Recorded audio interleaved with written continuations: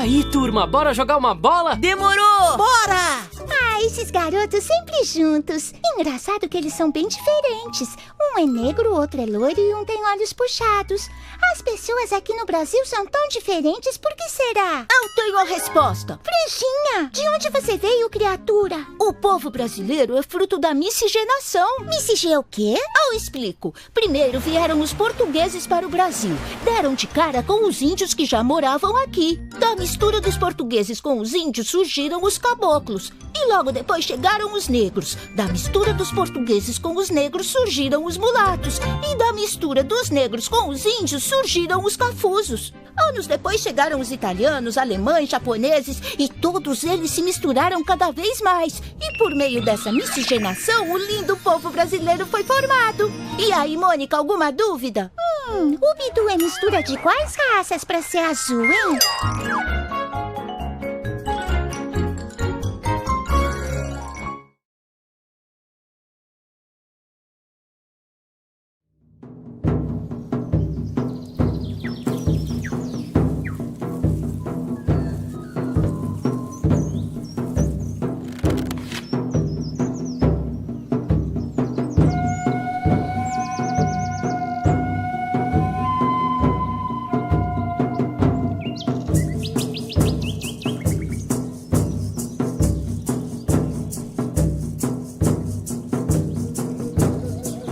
Quando Cristóvão Colombo navegou até a América em 1492, pensou que tivesse chegado às Índias, batizando de índios os nativos que encontrou.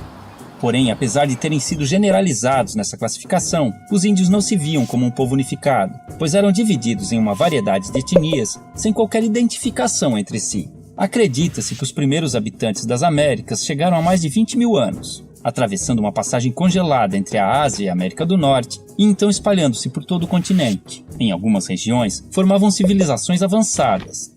Já no Brasil, fragmentaram-se por todo o território, formando grupos de diferentes tamanhos. Eram sociedades comunais, descentralizadas e igualitárias, vivendo da caça, pesca e agricultura de subsistência, e em sua maioria, seminômades, mudando suas aldeias de local conforme os recursos naturais fossem se esgotando, permitindo, mesmo que involuntariamente, a recuperação natural do solo abandonado. As habitações eram geralmente coletivas, chamadas de ocas, variavam de tamanho e forma entre as tribos, mas normalmente eram dispostas em torno de um espaço cerimonial, onde realizava-se todo tipo de atividade diária, além de celebrações e ritos conduzidos por pajés e anciões. As tribos eram formadas por laços de parentesco e afinidades, e mantinham contatos com outras comunidades através de relações de comércio, cooperação, casamentos, alianças e também de guerras, que eram comuns entre as sociedades indígenas, apesar de sua natureza pacífica. A virgindade era pouco valorizada e a vida sexual costumava ser livre de tabus. Muitos homens ofereciam favores sexuais de suas esposas a visitantes, como forma de cortesia. As famílias podiam ser monogâmicas ou poligâmicas, e o divórcio era algo corriqueiro. Os homens lidavam com a guerra, a caça, pesca e liderança tribal, além da construção da aldeia e o plantio, enquanto as mulheres cuidavam da colheita, do preparo de alimentos e da fabricação de utensílios e adornos. A educação das crianças era a tarefa de toda a tribo, e a autonomia era estimulada. Já os doentes e inválidos costumavam ser abandonados à própria sorte. Os indígenas tinham conhecimento na fabricação de bebidas fermentadas e deixaram grande herança à culinária brasileira, com pratos derivados da mandioca e do milho. Sua dieta também era diversificada em proteínas animais, graças à caça e à pesca. Em festejos, cobriam seus corpos com pinturas, penas e plumas, e a nudez no dia a dia era comum e não causava vergonha. Por viverem em florestas, muitas vezes precisavam usar protetores genitais e tangas, mas mantas cobrindo o corpo eram raras. Muito higiênicos, devemos a eles o costume do banho diário. Mantinham muitos ritos e crenças religiosas, os quais podemos identificar por xamanismo, uma mistura de religião, crença, sistema de pensamento e configuração do mundo, em que acredita-se num universo não linear, sem início e sem fim definidos, onde o tempo se confunde. Não possuíam uma doutrina, assim como não acreditavam em um Deus único e supremo, tendo a figura do xamã, o pajé, como seu elo com o mundo divino. Em sociedades sem esses representantes, acreditava-se que os espíritos e antepassados se comunicavam com os humanos através de animais, sonhos e visões. Muitas de suas lendas tornaram-se populares entre os não-índios, enriquecendo o folclore nacional. O uso de alucinógenos, tabacos e ervas era muito comum nos mais diversos rituais. Orientados pelas fases da lua e conhecimentos astronômicos, entendiam as relações entre as mudanças climáticas, nas quais baseavam seu plantio e colheita. Antes da chegada dos europeus, acredita-se que existiam mais de 1.300 idiomas nativos, hoje reduzidos a apenas 270, que deram origem a diversas palavras da língua portuguesa. Não possuíam um sistema de escrita, mas algumas sociedades desenvolveram sinais e formas gráficas, cujo estudo pode revelar mais sobre seus hábitos. Há indícios de uma grande diversidade de produção artística, que integrava-se ao seu modo de vida e ritos cotidianos, com destaque para a dança, a cerâmica, a tecelagem, a cestaria, a pintura corporal, a arte plumária e principalmente a música. Contudo, os indígenas não possuíam a figura do artista, e todos podiam ser hábeis em diversos aspectos, pois dedicar-se exclusivamente a uma atividade, como na sociedade atual, era sinal de desequilíbrio espiritual e obsessão. Quando os portugueses chegaram em 1500, estima-se que encontraram mais de 5 milhões de indivíduos, divididos em tribos e comunidades, diferentes entre si, mas iguais aos olhos do colonizador, responsável por reduzi-los a menos de 600 mil em poucos séculos. Desconhecendo invenções ocidentais como o espelho, a roda e as armas de fogo, o choque cultural foi enorme, assim como o fascínio dos indígenas, que ainda viviam em sua pré-história. 3 armas foram fundamentais para o domínio dos colonizadores sobre os nativos. A arma de fogo, aliada nas conquistas das tribos e determinante na aceitação da superioridade portuguesa pelos índios remanescentes. A Bíblia do Jesuíta, responsável pela aculturação dos indígenas e a adequação ao moralismo cristão dos ocidentais. E uma invisível e poderosa arma biológica, inicialmente de forma involuntária, mas por vezes criminosa, o contato com os estrangeiros espalhou doenças e epidemias, às quais os nativos não possuíam imunidade, dizimando-os aos milhares e facilitando a ocupação de suas terras, como aconteceu no sul do Maranhão, onde fazendeiros deram roupas infectadas com varíola para as tribos locais. Porém, muitos indígenas auxiliaram os portugueses em expedições ao interior, em conflitos com outras tribos e ajudaram a escravizar grupos inimigos, além de fornecerem aos colonos produtos como a madeira, condimentos e substâncias medicinais. Isso tudo forçou os remanescentes a viver em condições precárias por muito tempo. Somente em 1967, com a criação da FUNAI, começaram a surgir e ganhar força associações indígenas que buscam melhorias em áreas como saúde, educação, meio ambiente, patrimônio e demarcação de terras. Em 1961, foi criada a primeira reserva indígena brasileira, o Parque do Xingu, representando um grande avanço nas conquistas desse povo. Há hoje no Brasil comunidades indígenas em todos os estados, e muitas lutam pela sobrevivência e manutenção de seus costumes e tradições, sendo constantemente ameaçadas pelo agronegócio, que busca expandir seu território, mesmo através de métodos irregulares. Muitos índios são mortos em conflitos ou expulsos de suas terras, acabando em situação de pobreza nas grandes cidades, vítimas de preconceito e violações de direitos humanos. Como se não bastasse, alguns povos começaram a sofrer novas influências de grupos religiosos neopentecostais, que, impondo conceitos como o pecado e a culpa, geraram conflitos internos, fazendo os índios verem no suicídio uma saída para seus problemas. Contudo, ainda existem tribos isoladas no mundo moderno, vivendo como seus ancestrais, principalmente na região amazônica. Outro caso interessante são grupos que vivem em cidades e reivindicam a condição de povo indígena, num processo conhecido como etnogênese, pois, de acordo com a antropologia, a etnia vai além dos traços físicos, sendo também um grupo social, e enquanto mantiverem seus sentidos e valores, se identificando como tais, esses indivíduos não deixarão de ser índios. Assim, podemos vê-los integrados aos hábitos modernos, e vivendo nas cidades, ocupando o mercado de trabalho, cadeiras nas universidades e cargos públicos, buscando também representação política e lutando por direitos como cidadãos que precisam manter sua cultura e tradições vivas, frente aos novos desafios que estão por vir.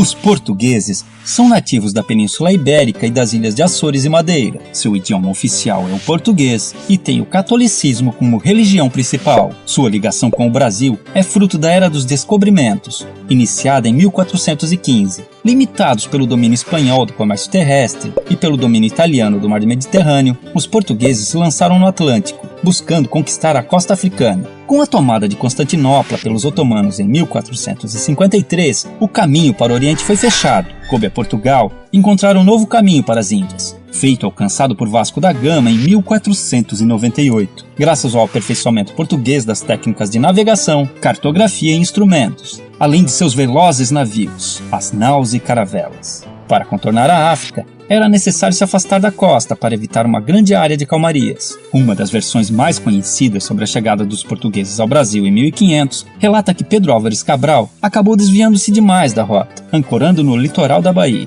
Contudo, muitos historiadores acreditam que Cabral já sabia da existência de terras no oeste e foi encarregado pela coroa portuguesa de tomar posse do local. Nesse período, o Reino da Espanha também fazia grandes avanços na navegação, chegando ao litoral do Caribe em 1492. Essa disputa fez os dois reinos assinarem o Tratado de Tordesilhas, que dava aos portugueses a posse de toda a terra descoberta, uma área de 370 léguas a oeste da ilha de Cabo Verde, e aos espanhóis toda a terra além desse limite. Nos primeiros 30 anos, as expedições portuguesas ao novo território limitaram-se a reconhecimentos militares e à exploração do pau-brasil, cuja abundância foi responsável pela nomeação destas terras. Foi só em 1530 que a coroa portuguesa, sentindo-se ameaçada com as constantes expedições de reconhecimento de holandeses e franceses, começou seu sistema de colonização, fundando vilas e criando o sistema de capitanias hereditárias. Porém, esse sistema fracassou e foi instituído um governo centralizado, onde o governador-geral, escolhido pelo próprio rei, fundava vilas, combatia a pirataria e controlava a exploração econômica das terras. Os jesuítas foram grandes aliados dos colonos, fundando missões no interior para a catequização dos índios. Isso estimulou as entradas e bandeiras, expedições com o objetivo de encontrar ouro, prata, diamantes e escravos. Nesse processo, milhares de indígenas foram dizimados por não aceitar a dominação dos chamados bandeirantes. A predominância masculina nos primeiros anos de colonização deu início a um grande processo de miscigenação da população, com a formação de vários casais de portugueses e índias, cujos descendentes encontram-se hoje na árvore genealógica de muitas famílias brasileiras. Além da cana-de-açúcar, os portugueses foram responsáveis ao longo do período colonial pela introdução do cultivo do cacau, da laranja, do café, de especiarias e também pela criação de gado no território brasileiro. Os colonizadores portugueses deixaram um rico legado na gastronomia brasileira, atribuindo-se a eles a criação da feijoada, a introdução do bacalhau e a produção da cachaça, graças aos inúmeros engenhos de açúcar. Na arquitetura, os portugueses importaram as principais correntes estilísticas da Europa, fazendo com que, ainda hoje, construções centenárias sejam declaradas Patrimônio Mundial pela Unesco, com grande destaque para a rica arquitetura religiosa, que expõe a forte influência do catolicismo no país. Porém, a maior herança portuguesa para a cultura brasileira é também a principal ligação entre os vários grupos étnicos e culturais que hoje habitam o Brasil: o nosso idioma.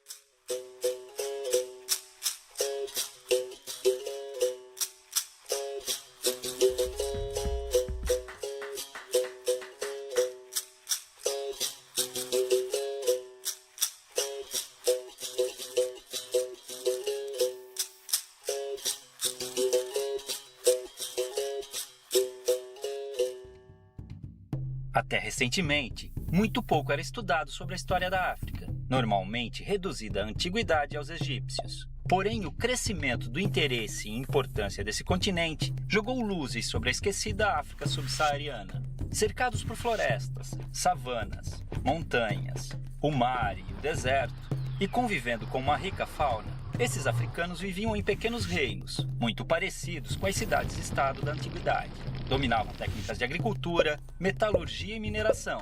Cultuavam diversos deuses e a natureza, acreditando num Deus maior e criador, que variava de nome entre as tribos. Evitavam guerras, estreitando laços através do casamento. Porém, quando o conflito era inevitável, não visava a expansão territorial. Com a exploração europeia da costa da África, os nativos começaram a ser capturados e enviados como escravos para a Europa. A rota do tráfico negreiro mudou a partir da colonização do Novo Mundo, e o comércio de seres humanos atingiu grandes proporções pela necessidade de mão de obra nas novas terras. Os portugueses dividiam os africanos em 3 grandes grupos: os sudaneses, os guinenos sudaneses muçulmanos e os bantus, todos representando uma determinada região do continente e tendo destinos diferentes. O Brasil recebeu cerca de 40% de todos os escravos africanos trazidos para a América, já que demandava mão de obra para trabalhar em suas culturas de cana-de-açúcar no Nordeste, no ciclo de ouro em Minas Gerais e nas lavouras de café do Rio de Janeiro no século XIX. O transporte desses povos, amontoados nos porões dos navios negreiros, era feito em condições desumanas, e muitos acabavam morrendo na travessia marítima, tendo seus corpos jogados ao mar. Já desembarcados, os escravos eram vendidos e conduzidos aos seus destinos nas fazendas, onde eram obrigados a trabalhar de sol a sol, com roupas e alimentação de péssima qualidade. Dormiam em habitações escuras e úmidas, as senzalas, e muitas vezes eram acorrentados para evitar fugas. Os castigos físicos eram comuns, e o mais usado era o açoite. Com o comércio constante de escravos, não havia preocupação em manter seu bem-estar, já que podiam ser facilmente substituídos por novos africanos, fazendo sua expectativa de vida no Brasil ser muito baixa. Eram proibidos de praticar sua religião e obrigados a adotar o catolicismo e a língua portuguesa. Mantiveram sua cultura viva, realizando seus rituais africanos escondidos, criando até um tipo de luta, a capoeira. A maior parte dos africanos traficados para o Brasil eram homens, por serem mais valorizados nos trabalhos forçados. As mulheres, que não eram aproveitadas nas lavouras, viravam escravas domésticas, as chamadas mucamas. Nessa época, independente da origem ou etnia, as mulheres eram subordinadas aos homens em seus caprichos. A mulher negra e escrava vivia a situação ainda mais degradante, sendo colocada como mero objeto sexual do homem branco. A miscigenação entre africanos, europeus e indígenas foi ponto-chave na constituição da população brasileira. As revoltas eram muito comuns nas fazendas, fazendo com que grupos de escravos organizados fugissem e formassem nas florestas os famosos quilombos, onde viviam em liberdade em comunidades similares às que existiam na África. Alguns escravos também conseguiram comprar sua liberdade adquirindo sua carta de alforria. Com o constante crescimento do sentimento abolicionista, o fim da escravidão era questão de tempo. Infelizmente, apesar de promover sua liberdade jurídica, a abolição não garantiu condições de vida dignas para os ex-escravos. A realidade que encontraram foi cruel, pois não possuíam moradia, condições econômicas ou assistência do Estado, fazendo muitos negros passarem por dificuldades após a liberdade.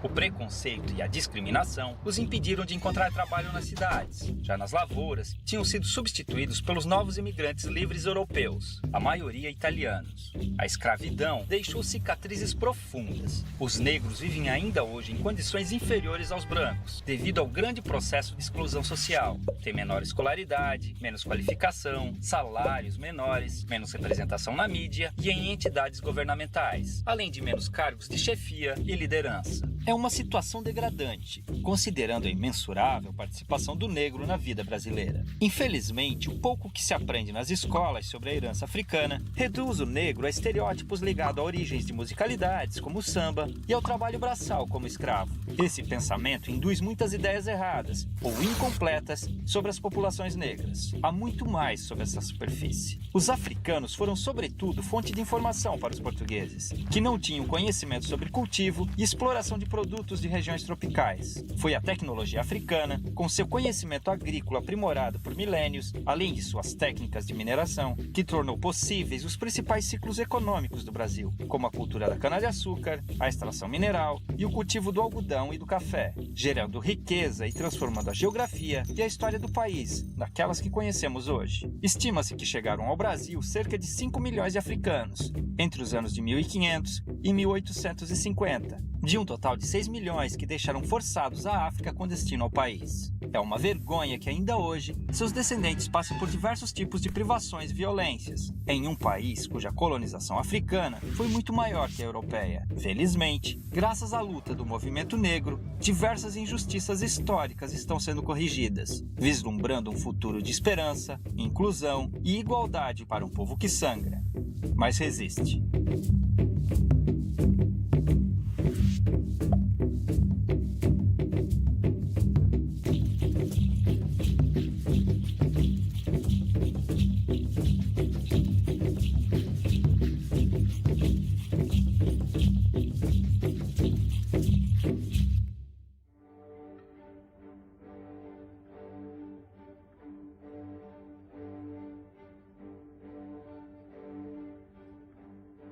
Dorinho, o que viemos fazer aqui no centro da cidade?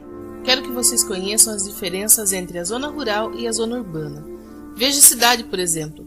O que caracteriza como zona urbana? Tem prédios. Tem muitos postes. Tem calçadas, avenidas e praças. Tem fábricas e indústrias. E poluição.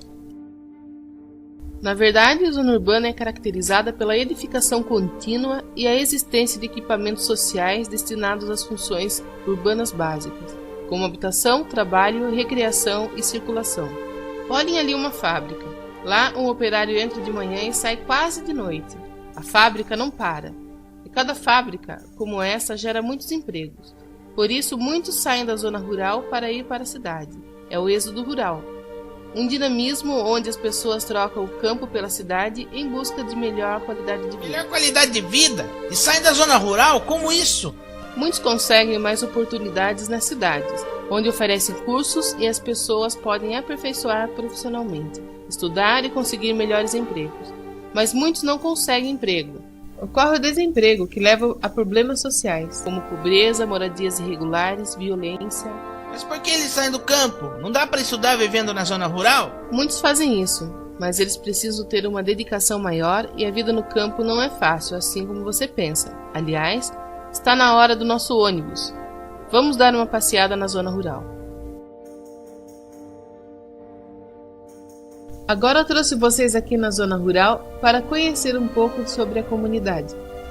Hoje, a zona rural conta com luz elétrica. Existem escolas, postos de saúde, e vocês vão perceber bem a diferença da cidade, principalmente no tipo de trabalho. Por isso, vamos conversar com o Toninho, que é agrônomo. Oi, pessoal! Estão vendo que beleza viver nesse lugar? É muito bom ficar aqui relaxando. É, mas não é sempre assim não. Apesar de termos uma qualidade de vida, nós temos que trabalhar e muito. A vida no campo não para. O povo daqui, a maioria é lavrador, trabalham na roça. Eles são donos de toda essa terra? Não, existe um patrão que é o dono dessas terras. E é ele quem paga essas pessoas para trabalharem na lavoura dele. E eles plantam, colhem e vendem no mercado? O lucro fica com quem? Fica com o patrão. Mas minha tia ganha uma parte quando o patrão vende. Não são todos assim? Não, esse sistema que sua tia trabalha chama-se meação. Ela tem participação do lucro de uma parte da lavoura. É uma parceria que pode existir entre patrão e empregado. Enfim, o que deve ser feito é verificar se não existe exploração do trabalho nessas lavouras. Os patrões devem contratar os lavradores e registrá-los na carteira de trabalho. E devem respeitar as leis trabalhistas. Além do mais, os funcionários deverão estar munidos de equipamentos e vestimentos que garantam sua segurança, como é o caso de quem trabalha com veneno. Eu uso todo equipamento para espalhar esse agrotóxico. Deus me livre se esse veneno encostar em mim. E isso também devemos ficar de olho. O uso de agrotóxico precisa ser fiscalizado, pois podem ocorrer acidentes ambientais. Caso alguém venha encher de veneno uma lavoura que fique próxima do rio, ao cair uma chuva, contamina toda a água.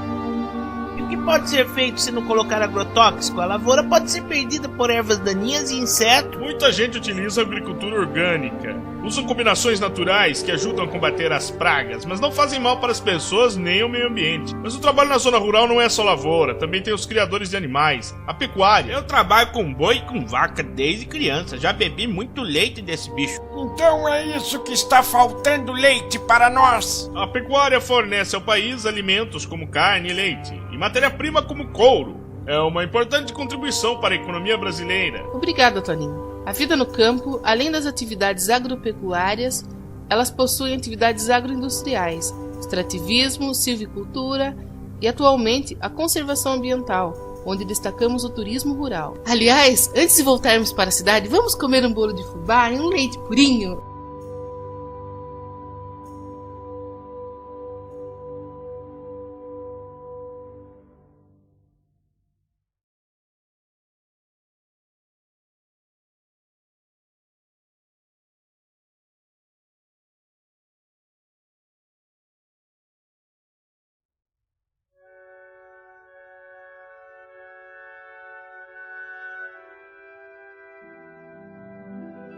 Dorinha, hoje a professora pediu um trabalho sobre o Brasil e a América do Sul. Por favor, dê uma mãozinha para nós. O Brasil é o maior país da América Latina. Houve aqui uma colonização diferente daquela dos países vizinhos, mas todos foram explorados e vivem até hoje numa certa dependência do capital estrangeiro. A América Latina sempre foi explorada, desde o período da colonização. Mesmo tendo Portugal e Espanha realidades diferentes, a exploração deixou marcas visíveis até hoje. O Brasil é o único país da América Latina que fala a língua portuguesa, por causa do Tratado de Tordesilhas, assinado em 1494, entre Portugal e Espanha. Portugal explorava o Oriente e a Espanha o Ocidente. Assim, uma ponta de terra na América ficava para o lado de Portugal. Por isso, o Brasil foi colonizado pelos portugueses. A imigração europeia na Argentina e no Brasil foi muito marcante. Essa influência mudou o comportamento em relação a outros países vizinhos. Porém, é importante ressaltar que países que foram barbaramente explorados conseguiram manter a sua cultura, melhor que Brasil e Argentina, que sofreram o processo de aculturação de modo mais acentuado. No século XIX, a Inglaterra investiu muito dinheiro na Argentina, mas a Argentina ficou tão dependente dos britânicos que se tornou quase uma colônia inglesa. Com o capital inglês investido, ficava difícil para a Argentina caminhar sozinha, por causa da dependência econômica com a Inglaterra. O Brasil, com a independência, também ficou politicamente livre de Portugal, mas dependente da economia da Inglaterra, pois precisou fazer empréstimo dos ingleses. A Bolívia é um país pobre, grande produtor de gás natural, mas possui certa dependência do Brasil. Existem vários golpistas que exploram os bolivianos. Eles os trazem para o Brasil como imigrantes ilegais, prometendo muito dinheiro e possibilidade de mudar de vida. Ustedes quedarão bem em São Paulo. Mas ao chegarem, a realidade é outra para esses imigrantes. Muitos bolivianos são obrigados a trabalhar até de graça, em troca de comida, pois os empregadores ficam com seus documentos e passaportes e não os devolvem mais. Assim, o sonho de uma vida melhor acaba em escravidão. A Bolívia também é um dos países de onde vêm as drogas que entram no Brasil.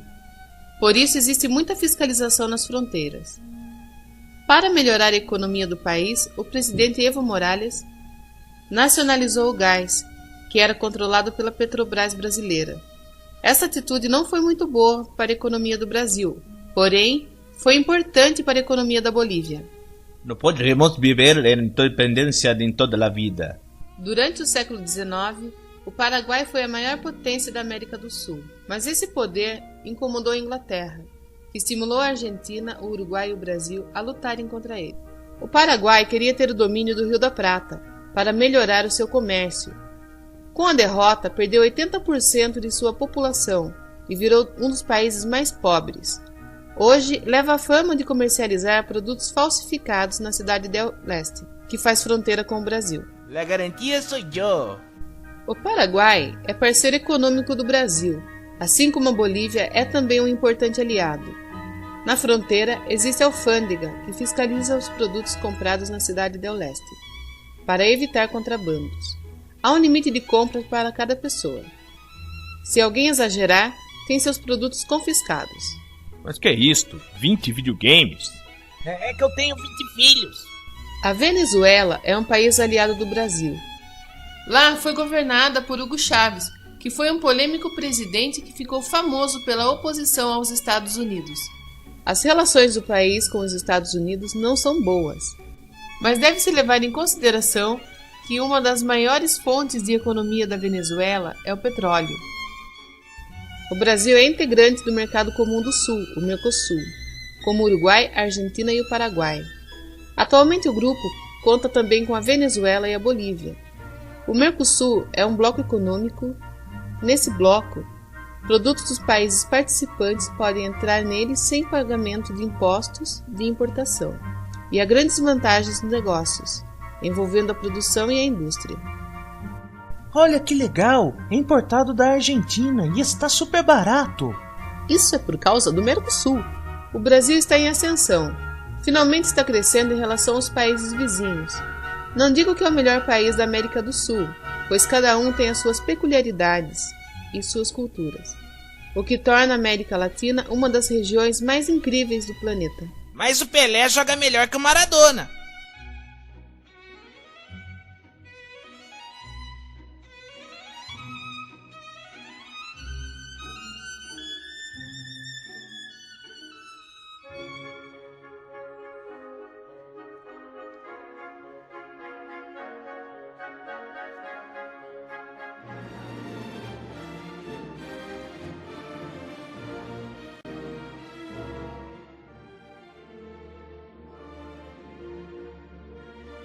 Crianças, hoje teremos uma aula bem divertida. Vejam, essa é uma representação do mapa do Brasil.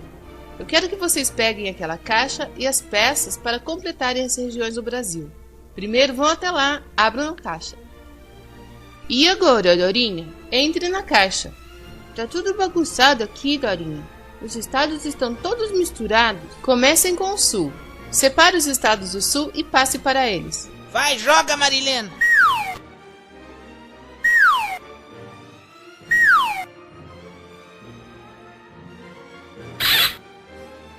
Muito bem, temos agora a região sul completa. Agora conecte os estados de acordo com as regiões. Marilena, me mande para cá, já montado. Quero a região sudeste aqui. Muito bem, agora a região nordeste. Ei, calma aí, vocês me acertaram bem na testa. Mandem a região norte. Ei, que ideia é essa de jogar o norte em cima de mim? É mesmo. Parem com essa bagunça já! São esses meninos aí que estão com graça, Dorinha. Ei, nós não tivemos culpa. Bom, já chega, Marilena. Traga o centro-oeste aqui. Você mesma, por favor. Pronto. Agora vocês já estão vendo o mapa com as suas divisões políticas, não é mesmo? Quero que vocês pintem cada região com uma cor diferente. O Brasil é uma república federativa formada por 26 estados e pelo Distrito Federal, onde está situada a capital do país, Brasília. Desses 26 estados, 17 são litorâneos e 9 são interioranos, e estão divididos em municípios que têm como sede a cidade, e os municípios estão divididos em distritos, que têm como sede as vilas. O território brasileiro possui uma extensa área, que corresponde quase metade do continente sul-americano. A região norte possui 7 estados, onde podemos localizar a bacia amazônica e a floresta amazônica. É a maior das regiões, porém a menos povoada. O clima predominante da região é equatorial. A região nordeste possui 9 estados.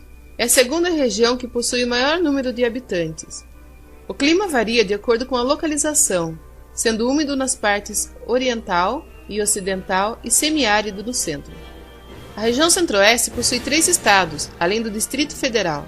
É a segunda região mais extensa do Brasil, porém a menos populosa. O clima predominante é o tropical. A principal atividade econômica da região é a agropecuária. A região sudeste possui 4 estados. É a região brasileira mais evoluída devido ao grande desenvolvimento econômico, industrial e agrícola, além de ser a mais populosa e povoada. O clima varia de acordo com a localização, sendo tropical atlântico no litoral e tropical de altitude nos planaltos. A região sul possui 3 estados. É a menor região brasileira, que apresenta grande influência europeia, especialmente italiana e germânica. O clima predominante é o subtropical.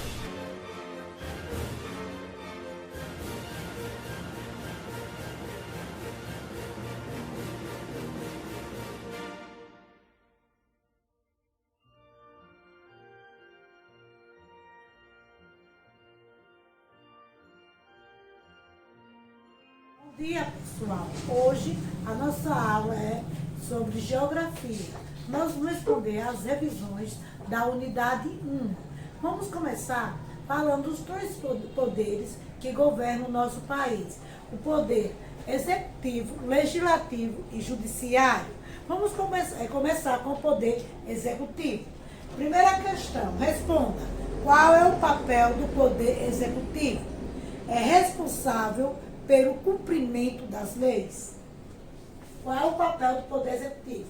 É responsável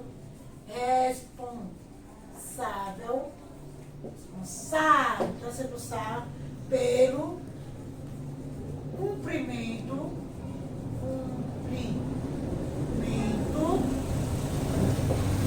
das leis. Vamos lá para outro poder muito importante, o poder legislativo. O que faz o poder legislativo? Qual é a responsabilidade dele? É responsável pela elaboração das leis. É responsável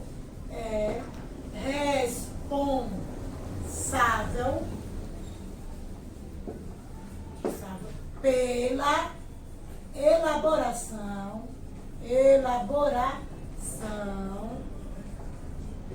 das leis. Agora vamos para o papel do poder judiciário. É o poder judiciário que observa e faz cumprir as leis. Então, observar e fazer cumprir as leis. Observar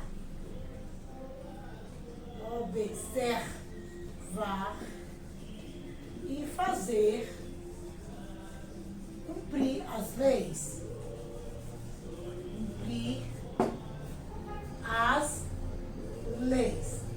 Então, quais são os três poderes que governam o nosso país? Poder executivo, legislativo e judiciário. Questão de número 2. Explique o que é necessário para que um povo seja organizado. Para que um povo seja organizado, eles têm que respeitarem as leis do nosso país, a Constituição. Então, um regime de governo no qual todos se respeitam e obedeçam às leis elaboradas para o bem comum. Respeitam as leis que estão tendo na Constituição. Um regime de governo, no qual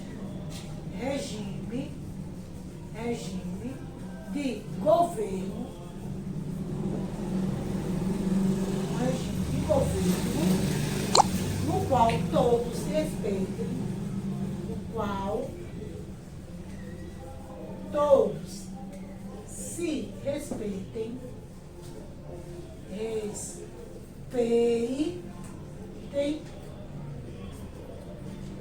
respeitem e cumpram as leis.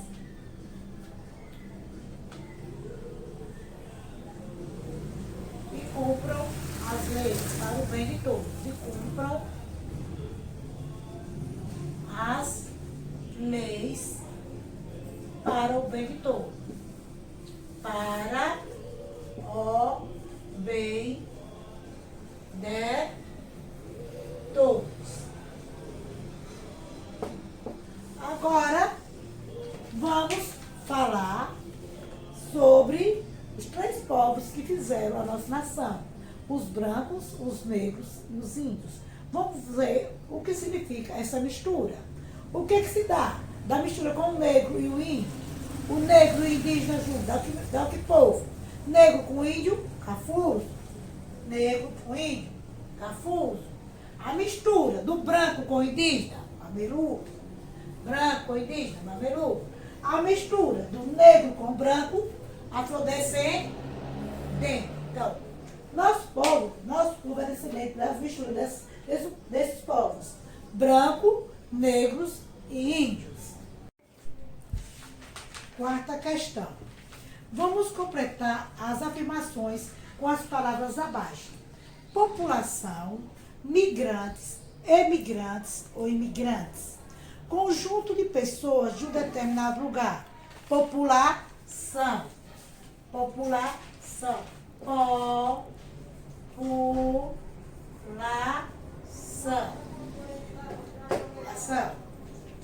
São pessoas que se mudam de lugar para outro. Migrantes. Migrantes.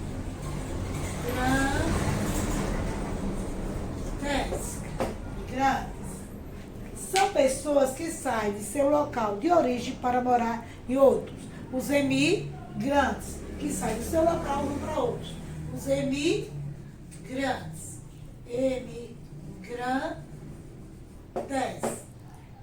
Item D. São as pessoas que moram em um lugar que não é o seu de origem. Imigrantes.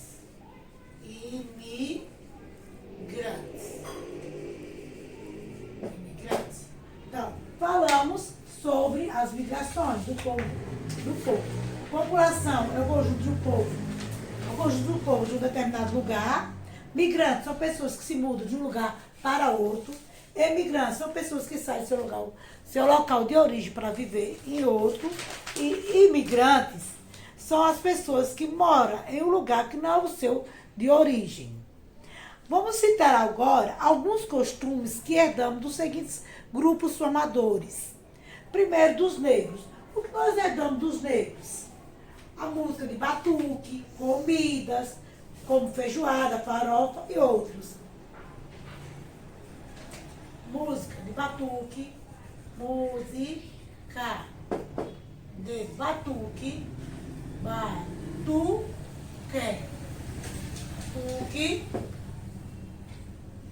música de batuque, feijoada, farofa, farofa, etc. Etc. Quer dizer, e outras coisas. O que herdamos dos brancos? Herdamos dos brancos a nossa língua, a língua que nós falamos, a língua portuguesa. A língua portuguesa e a religião católica.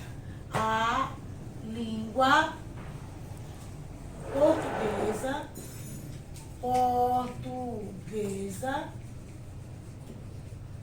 e a religião católica. Religião católica. Católica, sempre do tom. E o que herdamos dos índios? Muito costumes, né? Instrumentos musicais, comer vegetais, uso de ervas medicinais, comer vegetais,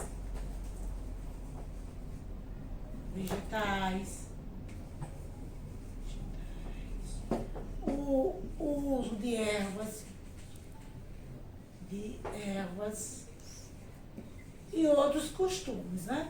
Desses povos aqui, dos negros, brancos e índios, nós herdamos muitos costumes, pois são os povos formadores do povo brasileiro. Agora vamos para a sexta questão. Coloque V para as afirmações verdadeiras e F para as falsas. As pessoas são diferentes e cada uma tem a sua individualidade. Claro, as pessoas são diferentes, cada uma tem o seu jeito de ser. Verdadeiro. Vamos lá? Etnia é um grande grupo de pessoas homogêneas em suas características físicas e culturais. Claro, verdadeiro. Vamos para o outro item. Miscigenação é a mistura de povos de tipos físicos e costumes diferentes. Claro, já está dizendo, miscigenação, a mistura. Verdadeiro. Vamos lá para o outro item. O povo brasileiro é um povo mestiço? Claro que sim, é uma mistura de várias raças. Vamos para o outro item. As pessoas não são diferentes e cada uma não tem as suas individualidades. As pessoas são diferentes e cada uma tem a sua individualidade. Então, o item é falso. Cite o nome de alguns vereadores. Nosso município, Ribeirópolis, tem 11 vereadores. Vou citar o nome dos 11 vereadores, né? Vardo, Noquinha, Maria de Nelson, Fabinho, Pororoca, Max, Silveirinha, Miguel da Loja, Tia Lu, Deise Lima e José Santana. O tio José Santana. Vamos lá? Vou botar o nome deles. Vardo. Nome de pessoas que começam com letra maiúscula. Vardo, Noquinha,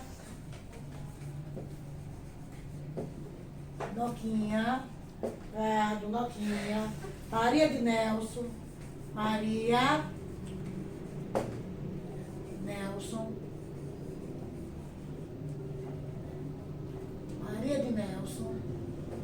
Maria de Nelson, Fabinho, Pororoca, Fabinho, Pororoca, Pororoca, Max, Silveirinha,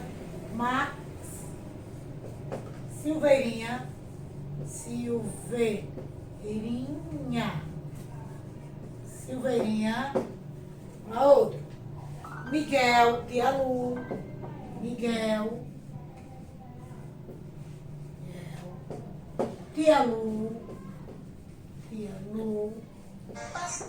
Tia Lu, Deise Lima,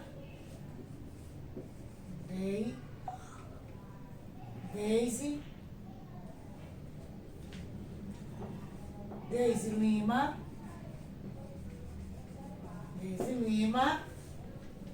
e José Santana.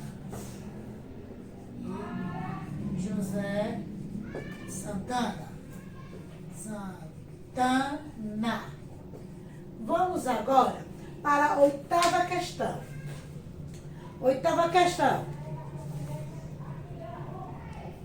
O sistema de governo do Brasil é parlamentarismo, presidencialismo ou comunismo? O nosso sistema é o que? O presidencialismo. Cite o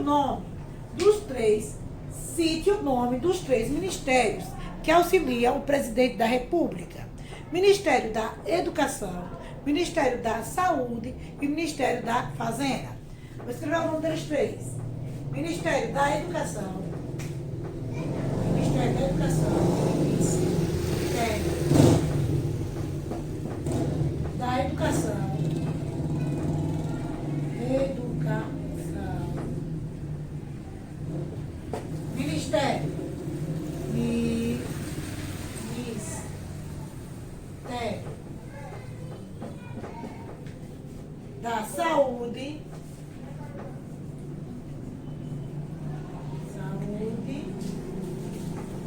e da Fazenda.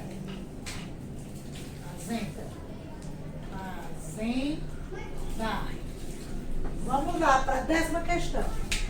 Escreva o nome do prefeito e do vice-prefeito da cidade de Ribeirópolis. Prefeito Antônio Passos Sobrinho.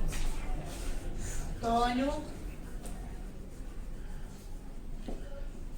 Passos Sobrinho. Vice Pedrinho da Tupi.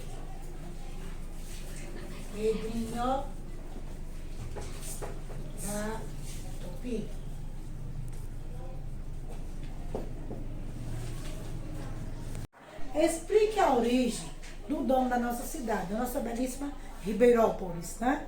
Nós sabemos que é uma história meio controversa, né? Sabemos que de aqui andava um cigano chamado Ribeiro, que andava com sacos nas costas. Ninguém sabia a origem dele. Dizem que se trata de um forasteiro da cidade de Alagoas, mas ninguém nunca conseguiu ver o que realmente tinha dentro do saco. Sabemos que o nome Ribeiro é o cigano, Ribeiro é o nome do cigano. Polis, cidade.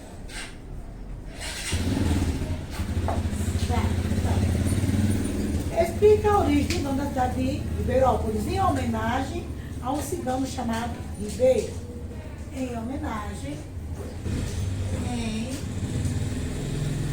homenagem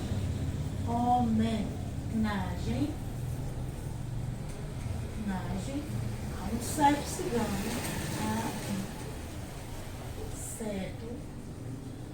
cigano, chamado Ribeiro.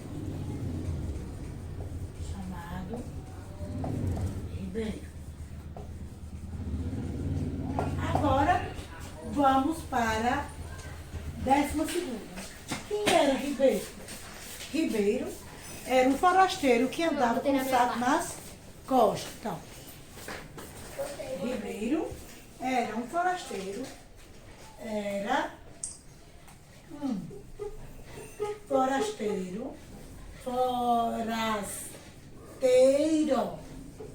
que andava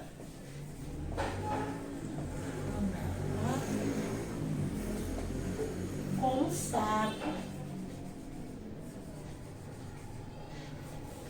nas costas.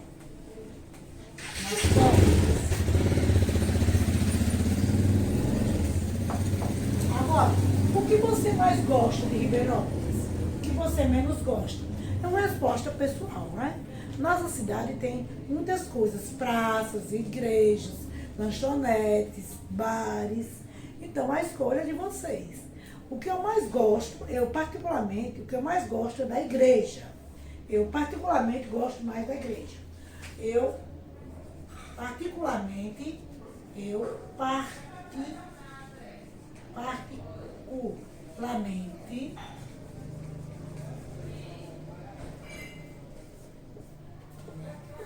particularmente gosto mais da igreja. Gosto mais da igreja.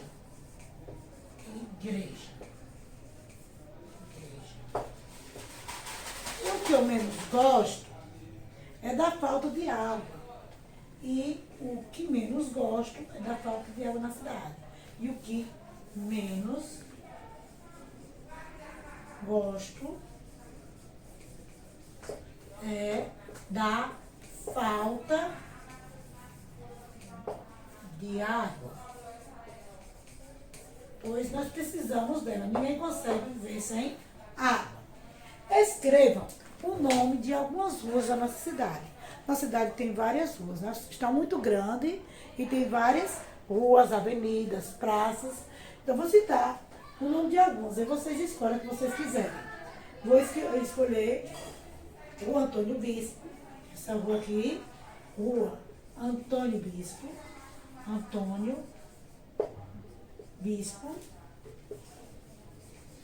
Nome de rua se escreve com letra maiúscula.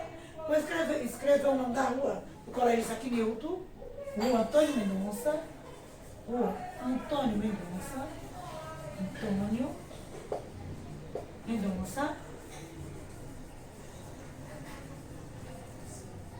Vou escrever o nome da rua de Vitor Portela. Rua Robustiano Menezes.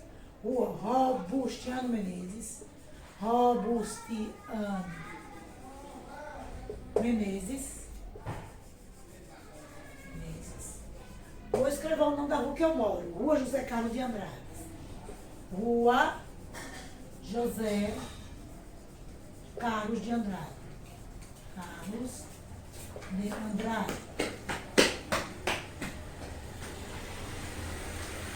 Vamos falar um pouquinho sobre a nossa cidade? Qual é o nome da nossa cidade? Ribeirópolis. Vamos falar resumidamente sobre a nossa cidade, sobre a nossa querida e maravilhosa Ribeirópolis. Ribeirópolis é uma cidade do estado de Sergipe.